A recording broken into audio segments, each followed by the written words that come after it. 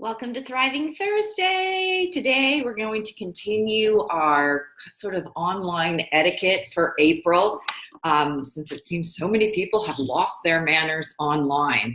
So today we're going to talk about validating others online and the importance of it.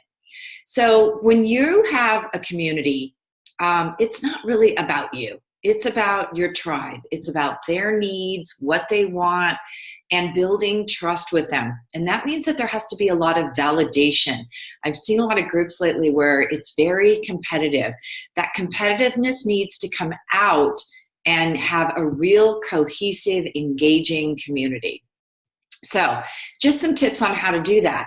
First of all, listen to what they need and then give them what they ask for.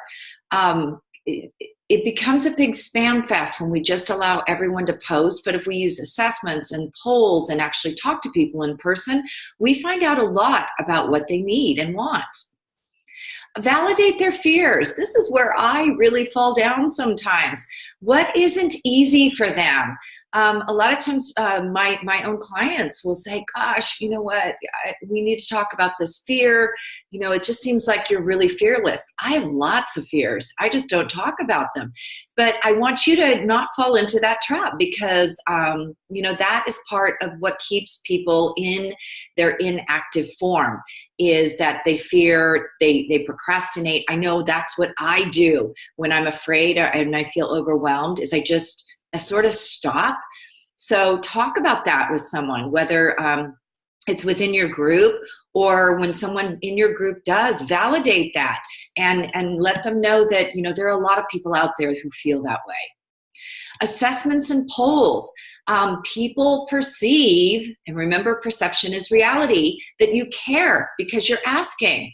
So make sure you ask a lot. I have a new assessment probably every other month where I ask questions and list build, but I also put a lot of polls in too because I want people's responses to find out what words they're using to describe what they're feeling and what's going on and what's not going on for them.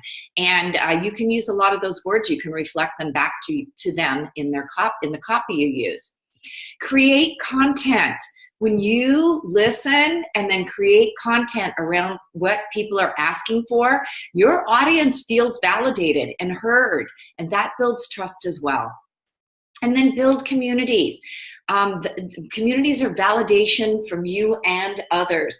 Make sure that the right people are in your community so there's lots of energy and lots of talk about the topic that you're putting out there.